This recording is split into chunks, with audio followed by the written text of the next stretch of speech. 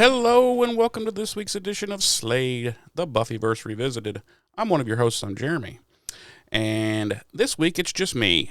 James and I were unable to get together for our normal recording session. So, as I stated previously, in the interest of always giving you guys something to listen to, this week is going to be a panel from the Emerald City Comic Con in Seattle, Washington, which just took place last month. And the panel consists of Charisma Carpenter, James Marsters, and Kristine Sutherland. Obviously, Cordelia, Spike, and Mama Summers. So it's about an hour long. It's a really good panel. I liked it. And we, of course, will return to our regularly scheduled programming on March 25th, 2024. And that'll be Season 4, Episode 14 of Buffy, Goodbye, Iowa. So, until then, here's this cool panel for you, and I hope you enjoy. Let's cue the panel. So let me introduce to you Charisma Carpenter, James Marsters, and Kristine.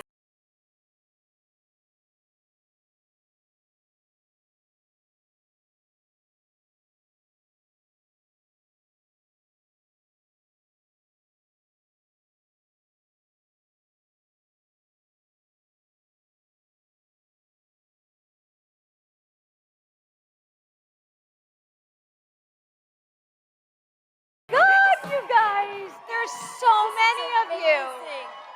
Holy moly. Holy moly. How absolutely incredible is this to look out in this room of so many fans at so many different ages? I mean, this show is iconic and continues to find new fans. Yep, I knew it. I did. I was the one. I was a Star Trek fan. I've been coming to the convention since I was 13, dressed as Spock, right? And I saw those episodes 50 times each. I knew all the dialogue. I knew it was going to happen, and I still wanted to go back into that world because the world, I think, was the OG Star Trek. If anyone has seen that one, it was selling hope, basically. We don't have to destroy ourselves. We might survive survive ourselves and come into a better future. And so I wanted to go back into that world. And it struck me while we were filming that Buffy might be the same way. We might be creating a world that was fun enough to go into that people would want to come back even when they knew what was going to be said. And I remember coming to the cast. I don't know if you guys were filming with me, but it was like 2 o'clock in the morning. And I was like, hey guys, we might be talking about this scene for the rest of our lives. Anyone want coffee? What about for y'all? Was there sort of a moment in, the filming or when you started going to the conventions yourself where you realized this is big and it's going to continue to be big? Strangely enough, two things that are kind of the opposite, which was that the very first episode that we shot, I remember thinking, this is something really special. And it was just this gut feeling that this wasn't just, hey, we'll have what it was that we did for 6 or something, and then we'll see how it goes. I thought, this is really incredibly different. And then the other thing was that, because I didn't do the con thing for a while, so I kind of didn't know that they were even happening. Mom kind of out of touch. And I remember at one point we couldn't find my earrings. And I was like, no one's going to notice. And they went, are you kidding me? I remember one time I was on set and Gail Berman, who is one of the producers of Buffy and was actually the one who championed the show to the WB. And she said, Charisma, is there anywhere you would want to be right now? It kind of made me realize that the show was just going to be so successful. And so it would just open a lot of doors for me. And is there anywhere else you would want to be? Is there anyone you want to work with that you can think of? And of course, as an actor, you immediately go, well, Martin Scorsese, or of course, that's always in the back. You had this training all your life when you're an actor to be of all the people you want to work with. But in that moment, my answer to Gail was, I feel like I'm exactly where I'm supposed to be right now. I feel like this show it's on a network that it's allowing the creator to create without a lot of interference, which is incredibly rare. I was coming off of Malibu Shores on NBC, and the show was always being intervened on. So you knew that that was kind of an interesting thing where that's unusual. Oh, he must be really trusted. He must be really doing it well. It must be going well to be left alone. And then I think I also felt that the actors seemed so well cast that, you know, at the time Joss had done Toy Story and, you know, an Alien, I think, and there were just so many indicators that the people involved were very prestigious. Sam Dollar, who is Sandy Gallen, and Dolly Parton, who is an unsung Buffy hero. I just felt like I don't think there is anywhere else for me to be right now but exactly where I am. And I think that those were sort of like the telltale signs early Wait, on. Dolly Parton, what? Dolly Parton. I feel Is like a this recently producer. came out. She was. No, Sam Dollar is one of the producers of the show. Sandy Gallen and Buffy. Dolly Parton created Sam Dollar. You didn't know that? I had no idea. Helping. Do you think she likes us? Oh, I mean, think so. really likes us? Like in a Sally Field kind of way? Yeah. I mean, in my mind, she does. She might be out here right now. If That would be anyone's amazing. sitting next to Dolly, please let us know. They'd probably know. I mean, Yeah. Dolly Parton is by far, if I could go to dinner with anybody in my life or anybody that was living or not living, she would definitely be on my dinner list. It's like George Harrison producing Time Bandits. Okay. You know? All right. That's awesome. Okay. So, Yeah, go ahead. it's awesome. Yeah, we're fanning out, fangirling, fanboying, All of the fanning. all of the fanning. Well, and I mean, your character, you know, Cordelia Chase, at first glance, like this should be a character that, you know, for those of us watching the show at the time, kind of at the first represented the people in our own lives, and yet you immediately just became this fan favorite. You were in the Scooby Gang. You became the character that we somehow wanted to be friends with. Oh. Aw. In spite of those just perfectly timed digs and like just the level of sarcasm. It's fantastic. It was really fun. It was really fun to play. And I'll tell you, when I was doing Malibu Shores before, so I was doing Buffy and Malibu Shores at the same time, they took me in second position on Buffy. And I remember when I was going into the Aaron Spelling audition for Ashley Greene, he said a couple of things. You need to find the bitch within. And he explained that Heather Locklear was like a perfect example of a very nice woman who found the bitch within. So go home for your callback and find the bitch within. Well, apparently I did. And then I was cast as a bitch again. So I guess I found the bitch within. But I don't know that it was immediately a fan favorite experience because I remember never being bothered by anybody. I would travel We were afraid of to you. Las Vegas. Nobody scares you.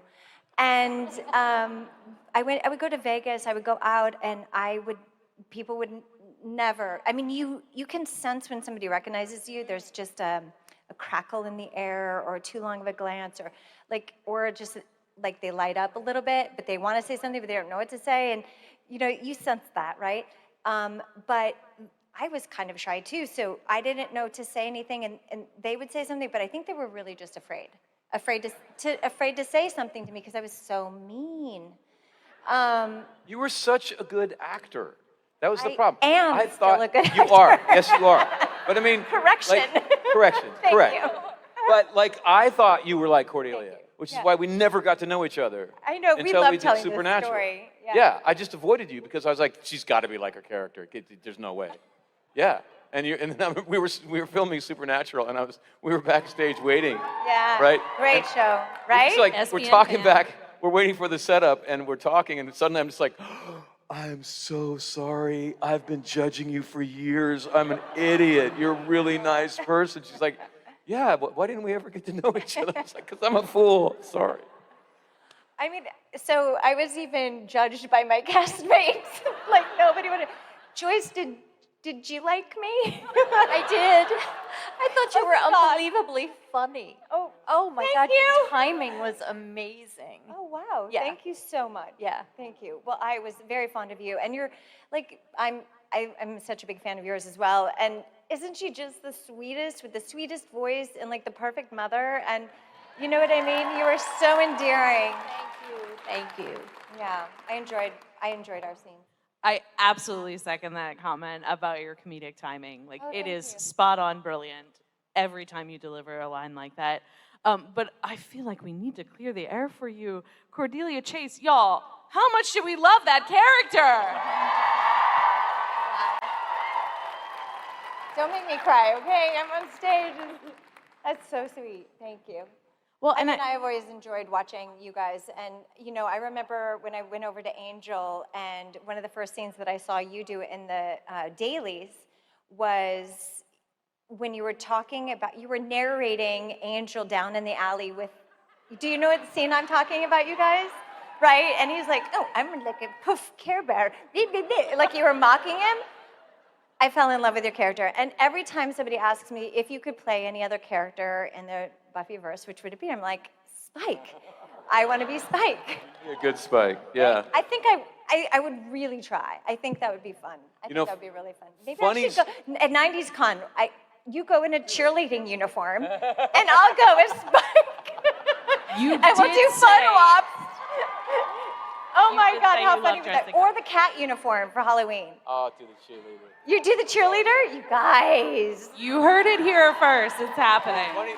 Dare Funny we? story about that episode, which was I wasn't in the cast yet. I was just I was just coming on for one episode. I was so jealous of David because my girlfriend at the time got jealous of me and Drusilla because Juliet and I became friends. We never became more than that because we're both professionals, but my girlfriend could not stand that we had become friends. So she said that she had a crush on David, so I hated David.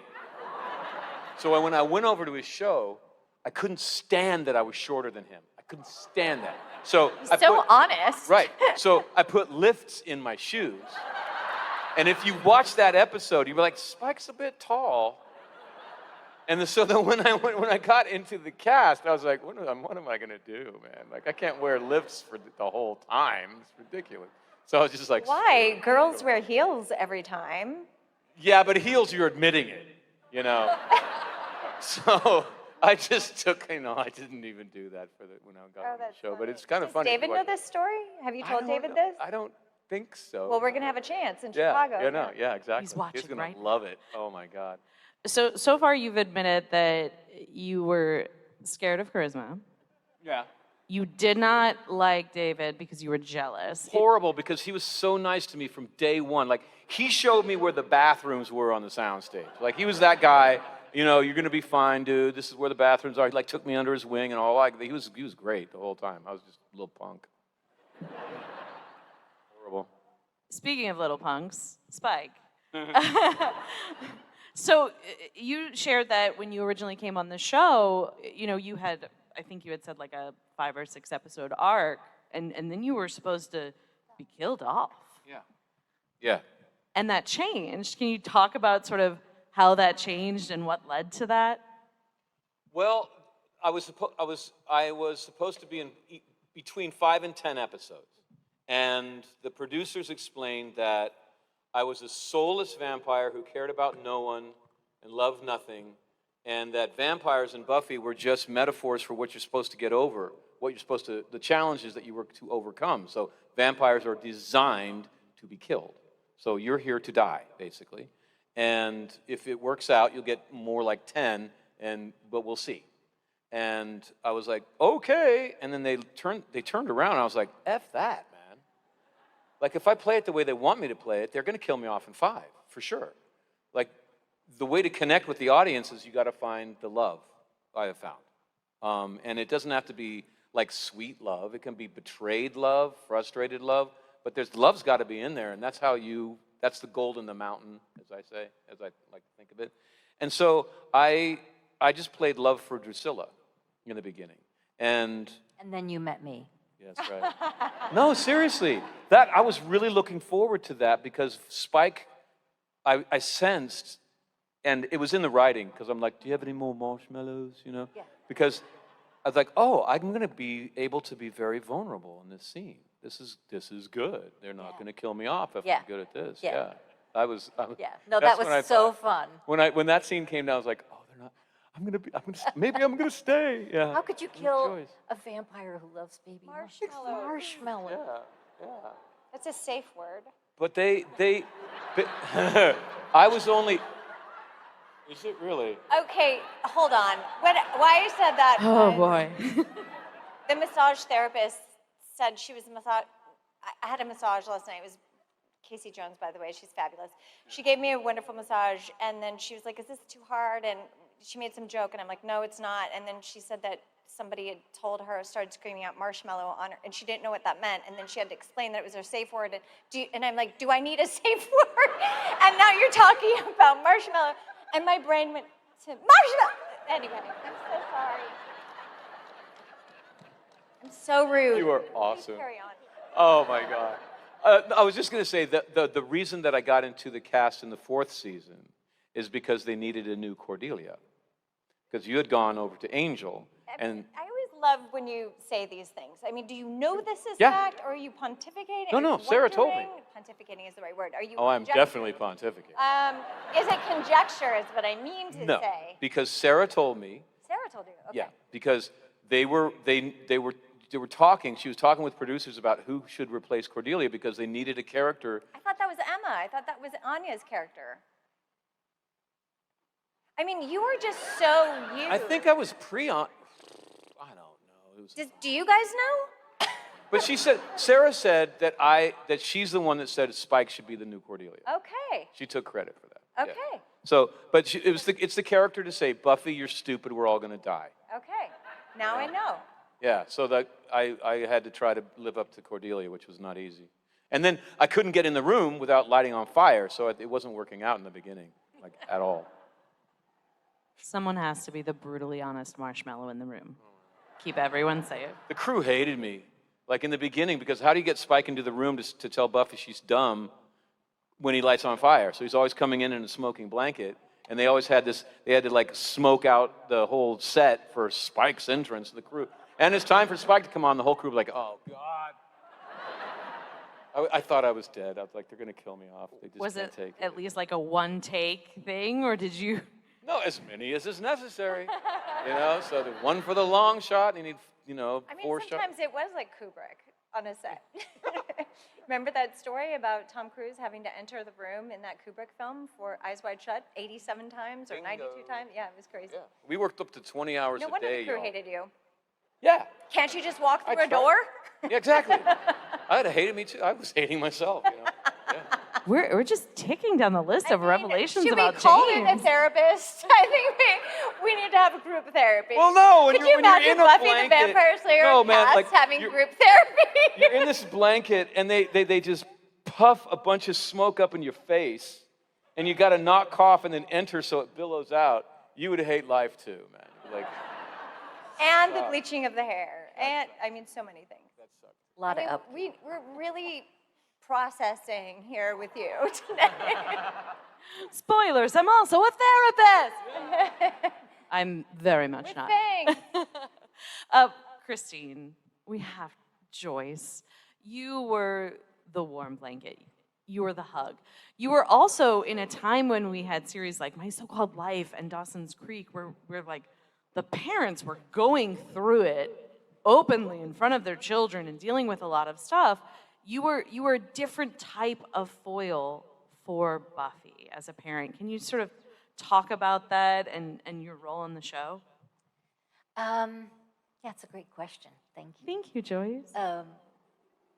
My mother was a single mother at a time when being divorced was really kind of not socially acceptable.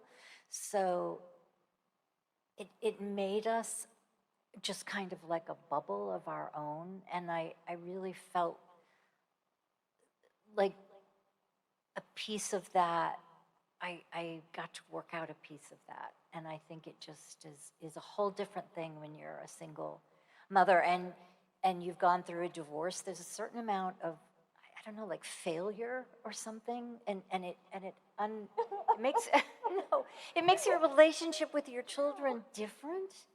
You know, it's not like you're the almighty powerful mother. It's like, you know, you're both like gonna have made mistakes, and so I really loved that. I mean, one of my favorite scenes was when, oh gosh, what's the name of that episode? It was and it was part 2 when she had her birthday, and it was like an absolutely exhausting, emotional 2-episode arc, and she comes home and the cupcake is burning, and you know, it was just like I sensed how awful things had been for her, but I knew enough to not ask, to just like give her a big hug. So that was nice, just like learning those kinds of boundaries, when to be there, when not to be there.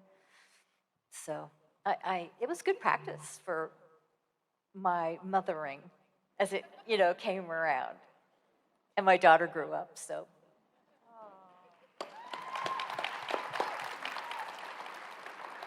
Let's rip their hearts out. Of course, one of the most memorable episodes of the series is the body and Joyce's death. I mean, Kristine, you know, how far in advance did you know that was happening, and how did you prepare for an episode like that?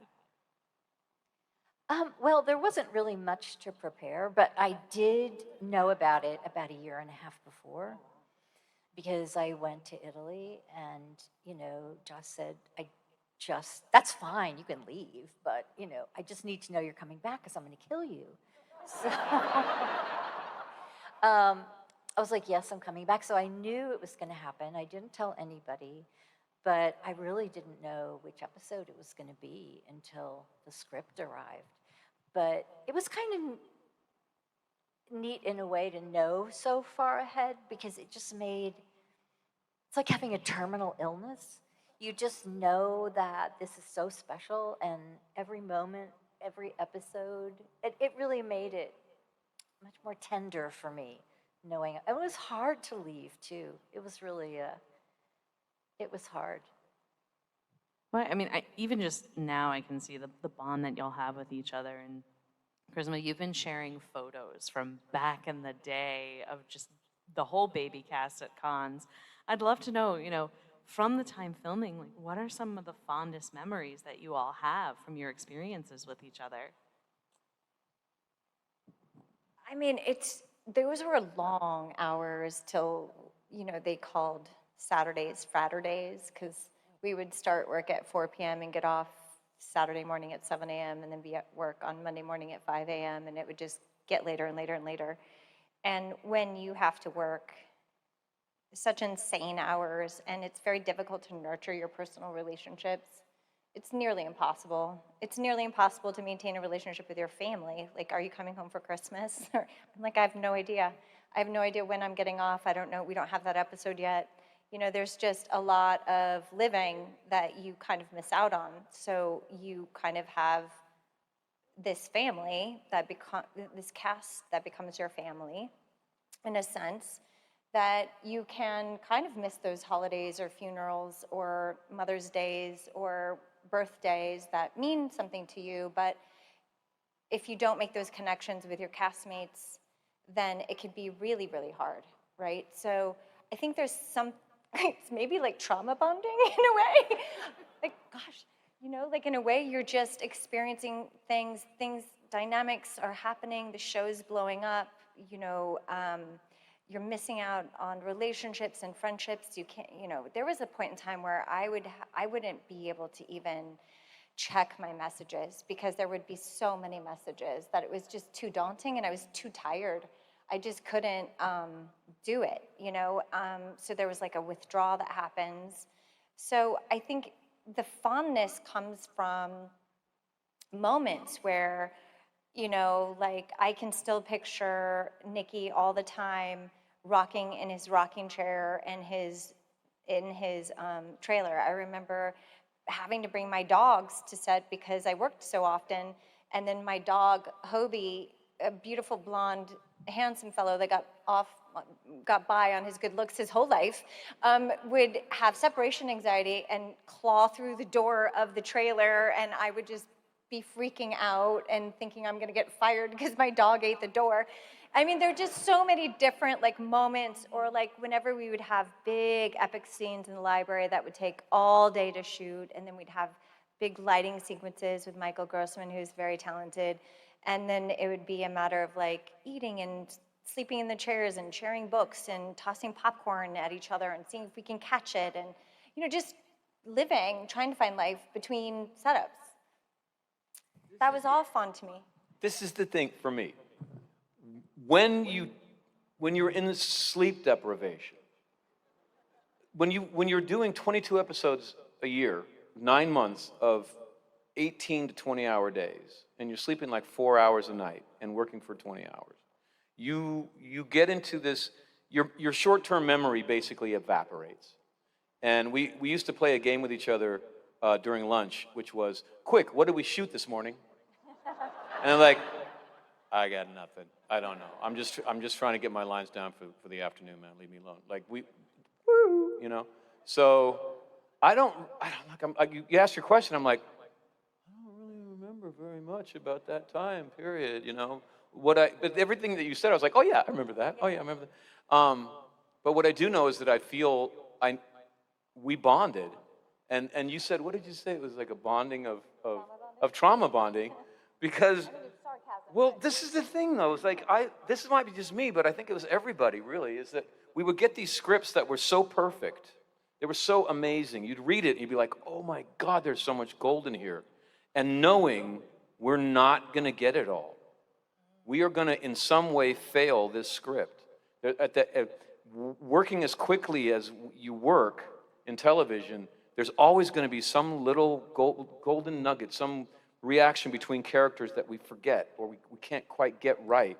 And I think that the scripts are more fun to read than to watch on television, in all honesty. So there's this pressure to live up to these scripts, knowing that you never would, and that can drive you crazy. I never felt that way. Really? No, that's so interesting to me. I never felt like I'm not going to, I mean, I had my own issues going on, but in terms of like not feeling, I always felt like they took the time to but I have gone home in my car and going, oh, that's what that meant. Oh, I should have said it like this. So is that what you mean? Yeah, but okay, like so maybe for me it was just constant. Like no, I mean you're so good. You're just so good. like I was failing the whole time. Oh my But God, the you're thing, so in your head. Yeah, I know. But the thing is, we were under a lot of pressure. We were Of working course. really hard. Word perfect. And I feel I've never been a soldier, but I know I have friends who are. And there are things that they will not tell me about being at war, because I wouldn't understand, because I wasn't there, But they're bonded with those people. They've seen the best and the worst in them. They love them. They love them so deeply because they know them so well. And that's how I feel about the Buffy cast. We have been through everything, heaven and hell, everything in between, and love you all. Yeah. Oh, thank you. And I also just feel about what you were saying, that even though that I didn't get to know you on set and we kind of bonded on Supernatural, which was way later, everything that you say I know because I was there. So I do get what you're saying. So there is that connection, that lived experience that connects us. Yeah, for sure. And respect. I have tremendous respect for this group. Are you guys okay out there? Do you need a laugh? We should I open feel like up we're to questions. so serious. Serious. So serious. We're going to open up for questions in just a few moments, actually. There are 2 microphones somewhere. Yeah. They're on the side. Oh, look at that. Okay. I was like, am I really bad at this? Can I do something real quick? Yeah. Is anybody it on the legal? house lights? Can we bring the house lights up for just a second? Just a second? We're maybe like 1 minute. Who knows? Okay, guys. I'd like to do a little film of anyone that is cosplaying and anything that I do or has a tattoo, and I film them, and I put that on social media as a little film. Now? I'd like to give them a round of applause after that, and I put that on social media. Can you guys give me applause? So we're looking for a big applause from everybody.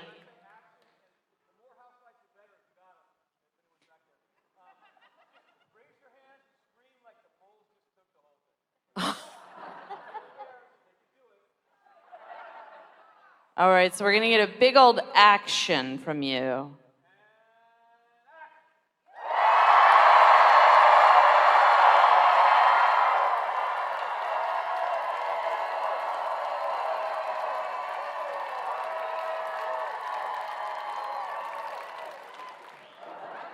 So many of you. Oh my God, that goes all the way back. Thank you so much. I love having the house lights up so we can see you. This is like 750 people. Times a 800. few. Yeah. Wow. I know houses. This is more than 5. Can you tell this guy's in a rock band? Like, you just walked out there and controlled that. Yeah. Before we go to questions, do you want to talk about your band? Oh, yeah. I'd love to hear about it. Yeah. Ghost of the Robot is the band I've been in since 2001. We just recorded our 6th album. It was amazing. We got a good, dirty, ferocious rock album. We got 13 tracks in 3 days because we knew how to play. And we just released, I don't know if anyone's in LA on March 14th, but if you are, we're playing the Mint, which is one of the best clubs in LA. You can get tickets. And we just released the first single off the album called Civilized Man. If you go to Bandcamp, you can listen to it 3 times for free. Then you got to pay $1. And you can get there, if you go on my Twitter, James Marsters OF, like official, but it's of, James Marsters of on Twitter. Just punch the link in my latest tweet and you'll get there and it'll all be good. Thank you. Thank you. All right, so when we go to questions, please tell us your name and where you're from. We'll go ahead and start with the Grinch over here. Hi. Hello, my name is Liz, and I'm from Seattle by way of Chicago. And my question is, what is the absolute funniest scene or episode that each of you really connected with, where you'll never forget that scene or episode because it was just so funny? Every single episode. Good answer. See, we're running into the memory problem that I described earlier. I don't know, it's on Angel, but the puppet episode on Angel, like, that was hard to film because we were all cracking up all the time, because we just started to believe that was really Angel. It was the weirdest thing. Yeah. So that, for me, that was the one that put me in stitches while filming, yeah. I think the Halloween episode. Jojo, the dog-faced boy.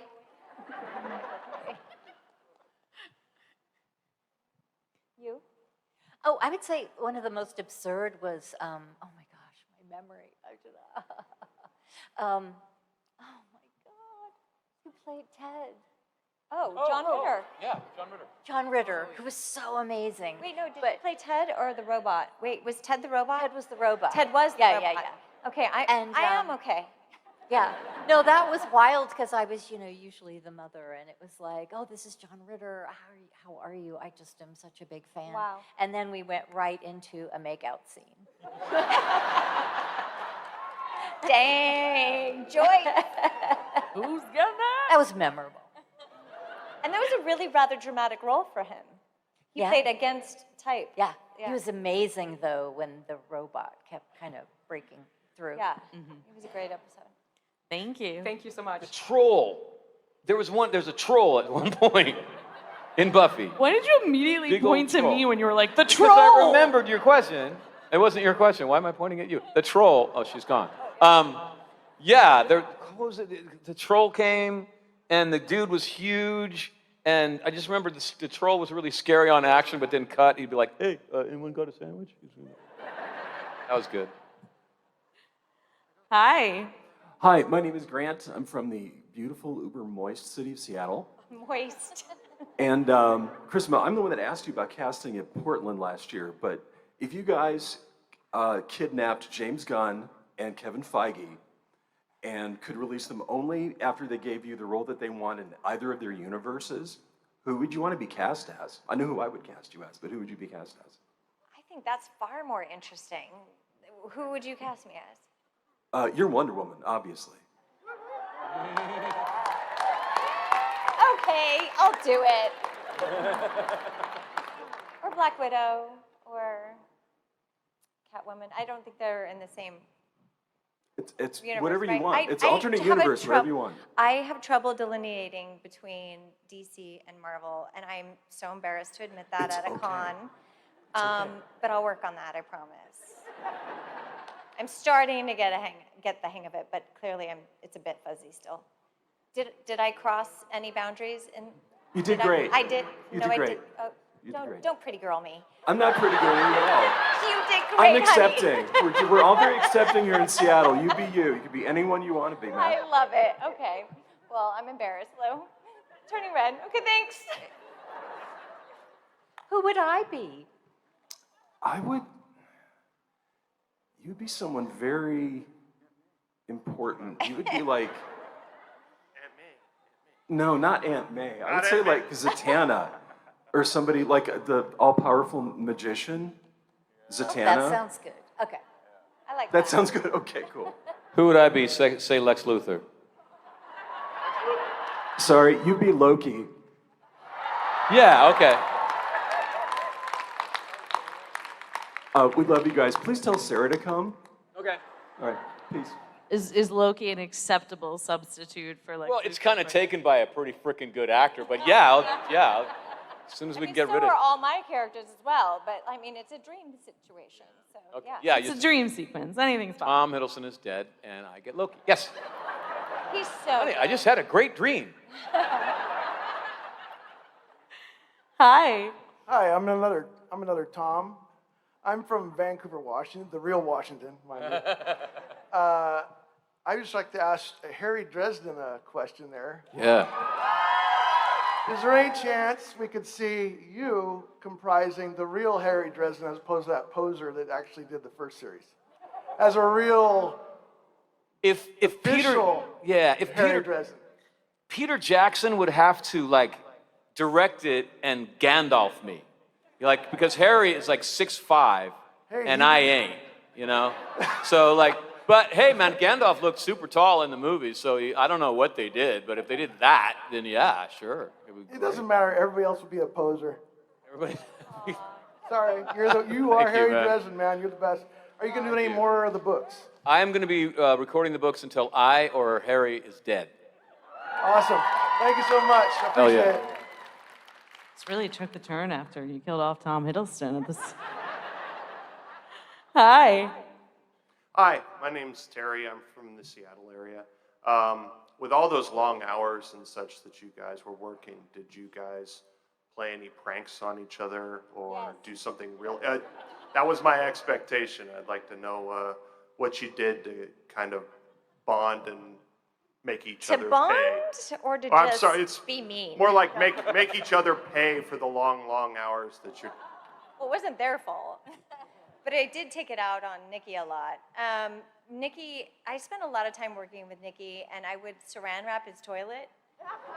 And I did that once. And then whenever I had a kissing scene, it was specifically the episode, it was part 1 and part 2, and I can't remember the name of the episode, but with the worms. Oh. And we're trapped in the basement, I The think. one? Yeah. So I would try to make my breath really, really bad, and I would eat I'd eat bagel and cream cheese and capers and onions and all that, and then he would have something like tuna, and then we would try to gross each other out because I mean we were so it was just maybe bored. Not boredom. I was never bored, but it was just like messing with each other. Yeah, it was just let me mess with them today, I guess. Yeah, just we're young. Yeah. Yeah, I never did any of that. Like, it's weird. I was trying the method for Spike, which is that you really kind of sink into the character and you don't come out, which is very effective. And I kind of learned you don't do that in television because it eats you alive. Like, if you want to do the method for a film, then you're going to be sinking down into that character for a few months. But if you're on a TV show, 10 it's like, years. yeah, you know, like you're gonna go Problematic. crazy, you know. So I did that, and Spike's a loner, so I didn't hang out very much. I was really just I was just keeping to myself, kind of alone, a lot. And I remember There's a gag reel that they show at the rap party every year, and they're probably out on the net now. And I'm not in them, right? I'm not either. I'm not in them. And I went to Joss, and I was like, "What's wrong, man? I'm never in the gag reel. Like, you don't like me? What's wrong?" And he's like, "Oh, I'll tell you. It's because you're boring." And I was like, "What?" And he goes, "Yeah." He goes, "Every time that they call cut, you do exactly the same thing, James. For years, you do the same thing. You make sure you're on your mark. Your glance go down. You go back to your chair. Thank you. It's chair. Sorry. And I had a hard time with it. Confirmed. You saved Chair. it. And you check to see if you know your lines, and that's all you do. However, when we call action, it's like we released a wild animal on the set. So don't change what you're doing, but you're not a gag reel kind of actor. So, Were you ever a victim of any pranks or anything like that? nope. That's the power of being Spike.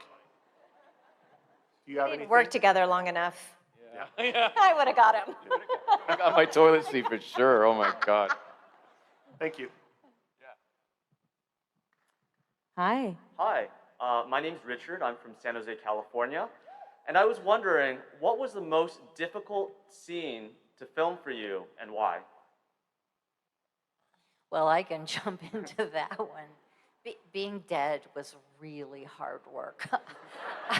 I mean, from sitting in the chair early in the morning getting spray painted blue, from my departure cake came when I was the bluest in a red robe. That was really fun. But yeah, that was really hard. And I mean, it sounds crazy, but they didn't have the CGTV, right? And so they couldn't just take out your pulse. So you had to really lower your breathing and your, yes, thank you. And so that was actually, strangely enough, the hardest episode for me. It wasn't fun being dead either. I kept having to cry because I was so sad. Oh.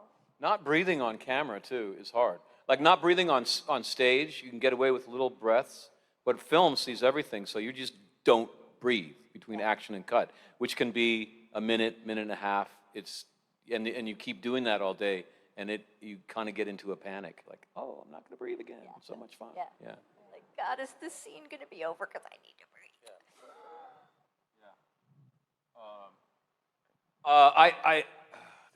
We're having so much fun.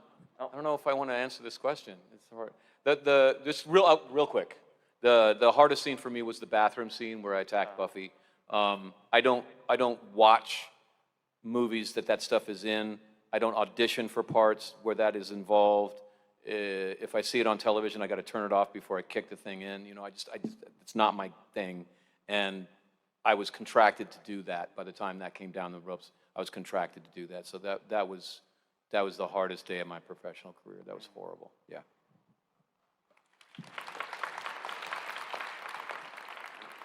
Thank you. Thanks. Back to fun. We're having fun again, all right? Okay? Super fun. That's why you're on that couch. You didn't play any pranks. What? I said that's why you're on that couch. You didn't play any pranks. Hi. Hi there, my name is Jana, and I'm from Seattle. I actually live about 10 minutes that way, I think. Party at your house. Yeah, come on down. I'm kidding. I'm there. This is for James and Charisma. I'm a Supernatural fan. And I was wondering if you would talk a little bit about the episode that you did together, because it's a favorite. Yeah. And you're here, and so I'm going to ask about it. Sure. So we had to speak Romanian, and I don't speak Romanian or anything Who close does, to really? it. And you know, I'm kind of panicking. We got a coach. We got a gentleman that did speak the language come, because I didn't realize it. We kind of found out like last minute, you're gonna have to do this spell in Romanian. Yeah, they didn't like warn us and give us like a week to prepare. It was kind of like It was kind of on the set. I think. Well, I don't know why we didn't know it. For whatever reason, we were both totally thrown off by it, but they did all that they could to kind of support us through that. So they brought in a gentleman that spoke Romanian, and we were both like, okay, listen, this isn't happening. It's just like hard language. We're totally butchering it. It's anybody that speaks Romanian is gonna just know that we're lying. Like, it's just terrible, and I care, and he cares. And so then we're trying to think of ideas. So I remember we were asking them to spell it out on postal cards phonetically so that we could kind of get the pronunciation correctly. That was probably one of the most challenging, but also humorous, but then also scary. I wanted to do a good job. He wanted to do a good job. We were guest stars on this very famous show, with these very famous actors. And, we're like, it felt nice to have somebody to go through that with. Yeah. Had I been on my own, I would have lost it. I would have just lost it. I remember feeling protective of you. Oh. I mean, I was nervous on my own, but I was primarily like, you can't do that to Charisma. This is unfair. And I was like, but it was a ruse, because it was really, you can't do this to me. But that's don't do that to her. Yeah, I'm fine. I'm fine. That was Got it. probably what was going on. But I was like, get the biggest poster board you can. I want massive, and big letters and spell it out because we're in. And they did it. Yeah, they did. Yeah, they were supportive. They were really great. But that was like funny and hard and scary and just all the things in one moment. That's like the actor's nightmare. Yeah. Yes, it you is. know? Essentially. Oh. In Romanian. Yes. Romanian. But does anybody speak Romanian in this room? Yeah, okay. Point proven. Thank you. But there are certain actors where when you're working with them and you look in their eyes, you do not know what's going to happen next because they're really just present and they're really just listening to you, and it becomes exciting and dangerous and fun and everything. And you never really know who has that facility because some actors are very good and the camera almost can't catch it, but really some actors are just giving a plan that they made up the night before. And I'm sometimes guilty of that, by the way. But Charisma is just with you. And she's just like, what? I don't know what I'm going to do. What are you going to do? It's just very immediate and kind of dangerous. Kind of like, oh my God, I have no idea what's going to happen. I need to do more cons with you. It's sweet. It's a very kind thing. Thank you so much. Thank you so much. Real quick before we get to our next question. Kristine, there's always, throughout the series, there's always sort of like, I looked at the texts, and the texts say this about the Slayer, and this is what we've heard about the Slayer. What do you think the text said about the mother of the Slayer? Oh, God, I have no idea. I'll let you think about it. I mean, sorry, I'm going to ask this silly question. Do you mean text message? Or do you mean the text as in the script? No. There's always like, we looked at the texts in the library, and there's always like, this is what it said, that the Slayer and the prophecy and all of that. The text. Mother of the Slayer has an ulcer. You should be, like just having kids, you're worried about them if they go out on Saturday night. Can you imagine if you're the mother of the Slayer? Oh my God. I just envision there's an entire historical chapter about the mother of the Slayer somewhere in that library. Yeah, and she's called Mary. I think that's an incredible question. That's an awesome question. Yeah. Let me know if anything comes to mind. Fan fiction, let's go. Hi. My name's Chris. I'm from Seattle, and Charisma and James, you guys were my role models growing up. Buffy came out when I was 10, so you were my idol male and female role models. Thank you so much. And I have a two-part question for the both of you. Charisma. What impact do you think you've had being the only actor to be in all 4 major Supernatural shows, Buffy, Angel, Charmed, and Supernatural? And James, I'd regret it if I didn't ask you this, so don't get angry. But what was it like to get your ass kicked by a 2-foot-tall puppet? You go first. That was great. Okay, humiliating for a different reason. So I got my ass kicked, but I think it was a one-punch deal, right? The puppet just like, bam, and then Spike just sails up 15 feet in the air and drops on the concrete, right? Well, that wasn't me. That was Steve Tartaglia, who was the other Spike. He played Spike as much as I did. He was a stunt man. who had come over from Shanghai. He was the premier Caucasian actor / stunt performer in Hong Kong. Sorry, not Shanghai, in Hong Kong. And in Hong Kong, they don't have like safety rules. So Steve was willing to do stuff that other stuntmen would be like, I ain't doing that. That guy's insane. But so to do the gag, they wire Steve up and they yank him up 16 feet and dead drop him onto concrete. That's the gag. So Steve's like, okay, and they do it, and they just did it one time, but Steve's kind of twitching and kind of giggling on the floor, and I go over there, and he's got to hold the position. He can't move until I get there and kind of roll into exactly the same position so it sells well on camera. And I get into his position, and someone on the crew said, James, would you like a pillow while we set up your shot?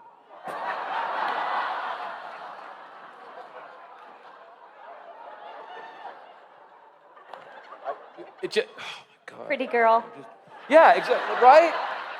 Like, for fun. No, I don't need a pillow. Just take Steve to the hospital. So. He's twitching and giggling, and his spine has been severed. Yeah, Can we get you a pillow, James? Yeah, man. Absolutely humiliating. That's a great story. I haven't ever heard it. This is so fun for me to hear this stuff. That is such a shocking thing to hear, because you're right. Like that, I was on Charmed, I was on Buffy, I was on Angel, and Supernatural. That feels really, really good. That's pretty awesome.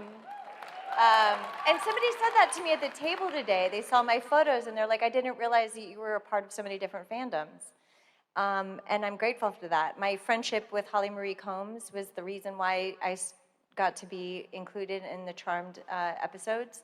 We worked on a TV movie 6 weeks after my son was born called See Jane Date. We were shooting in Montreal in the summer. It was beautiful, but it was also very hard work. I was in every single scene, and every 3 hours I was either nursing or pumping. And I had an assistant with me in the room, in the reading lines with me, and feeding me a little bit of coffee, because you can't have too much coffee because you're nursing. And I, had the complications with the nursing and the plugged ducts, and I was calling it was just very hard work. But it was the first time that I really felt supported, and everybody was doing their level best to give me the opportunity to put my best foot forward. And I've never felt more empowered than in that position, in that job, where I knew I had tremendous responsibility. I was in every scene. I had tremendous responsibility with my son, and I was able to effectively manage it. And I walked away from that going, that's how you do it. Like, women are amazing. But on that set, I met Holly, and Holly was sort of watching and supporting, and we got to have really special conversations about grief. She had lost a horse, and I don't know, that something about that movie, that TV, See Jane Date, also Zachary Levi was on it, and Antonio Sabato Jr. and all these delicious men. It was a terrible job, but wink, wink, nudge, nudge. But I bonded with her, and that made that possible to go over to Charm. So when that part for the seer, Kira, came up, she recommended me, and it worked out. I found that a lot of jobs are relationship-based. It doesn't start that way, but along the way, you build wonderful relationships with people, and it just parlays into fantastic opportunities like that. So I'm very honored to be included in those fandoms. So thank you for asking that and pointing that out, and I feel very honored. Thank you. Well, that's my favorite role of yours, is the seer. So oh, is it? Yeah. Okay, it must be the outfit. Thank you. And to add another fandom that you're a part of, you were also in Veronica Mars. I was. That was fun. And those kids were incredibly together and involved in philanthropy, and not even 20. I mean, it's like when I do cons with Holly, Holly's like, we were at the bar and people were doing drugs and we were like crazy, blah, right? Like, you just go kind of crazy. a little bit, and then I go on Veronica Mars, and they're all like rescuing animals and going to Uganda and starting Coney 2022 or something great. You know, all these amazing. These kids were so together. It was crazy. I'm like, wow. Well, credit where credit is due. I'm always struck by your connection to the community and your involvement with fans. You know, I saw that you were already visiting the Pride Land yesterday here. Yeah. And you have MyCon. Yeah. Do you want to talk a bit about that?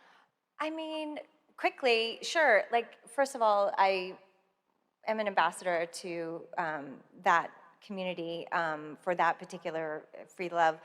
It's supportive of people that are LGBTQAI community members, and it's particularly the young ones that end up not being supported by their families, that end up on the streets and are not accepted, where we want to engender connection and love and community and being a part of, right? So I would never want anybody to, I mean, I know I played a mean girl and it was like, you can't sit with me, but in my heart is inclusivity always, connection always, and I know James does this too, and I love doing the cons. I love coming here. I love connecting with you guys. I love all of this. And so I did start a virtual con thing called MyCon. So go onto that website and you'll see more. MyCon.live. But thank you. Thank you. And y'all, we have so many questions. We're not going to get to everyone's questions. So I do just want to remind everyone that immediately after this panel, you all are going to be down there signing, meeting with the fans. So if your question doesn't get asked, that's a great opportunity to ask them when you go on down for your signing or your photos. Hi. Hello. I'm Ben from Seattle. Welcome. Thank you so much, everyone, for coming. My question is for James, as somebody who had to do a remarkably consistent British accent for like 10 years. Who were some of your reference points and sort of inspirations for that? Tony Head. Tony Head, man. Like, in the beginning, it wasn't that great. In the beginning, if you watch the first couple episodes, it's not, like, directors used to say, is Spike Australian? I'd be like, oh, no. And there was a script where I said the word bullocks, which is British for something that I can't even tell you what it is. So, like, it was written by an American, and they spelled it BULL_LOCKS. So I said that as written, bullocks. And Tony came, after seeing the episode, Tony's like, I've got a word with you. That's not how we say it. It's bullocks. So you're embarrassing me back home, and I'm going to help you now.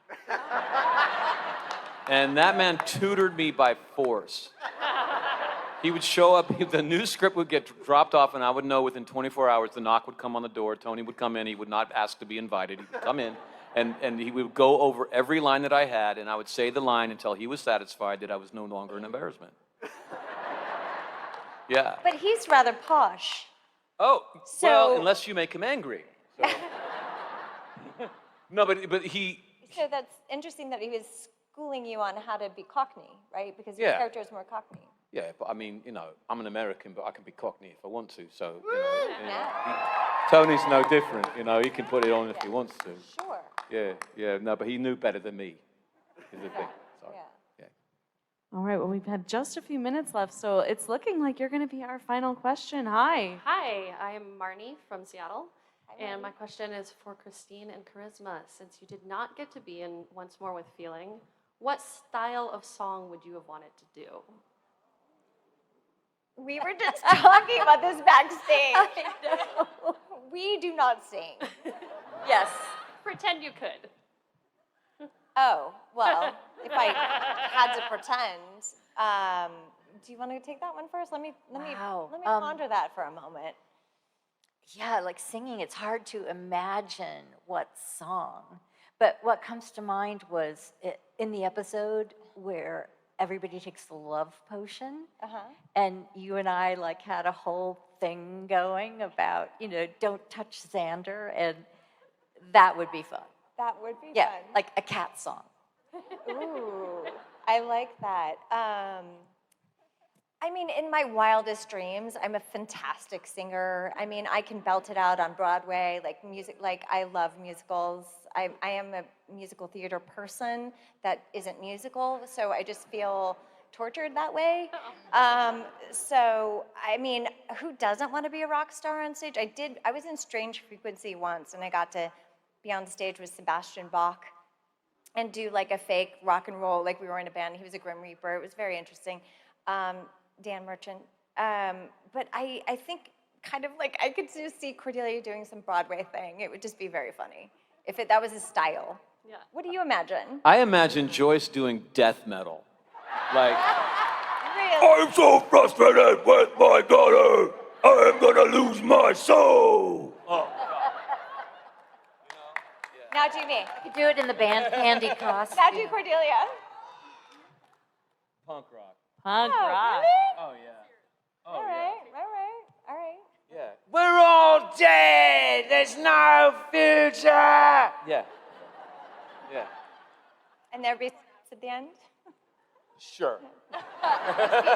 As with every punk rock song, snaps at the Yeah, end. Thank you so much. Y'all, we are coming on the end of our time, so y'all are going to be down at the autograph tables Yes. pretty much immediately after this. Any last minute things you want to pop out before we send you on your way? Just a lot of gratitude. Thank Yeah. you so much. Yeah, you guys are Well, amazing. Love Seattle. Yeah. Yeah. Gratitude for Charisma, James, and Kristine, and gratitude for all of you. Thank you so much, everyone. And there we have it. That was our panel from Emerald City Comic Con in Seattle, Washington from February of this year, so last month. Hope you guys all enjoyed it. James and I will be back with you as normal next week, March 25th, for Season 4, Episode 14 of Buffy, Goodbye, Iowa. So, on behalf of James, I've been one of your hosts. I'm Jeremy. Ta-ta.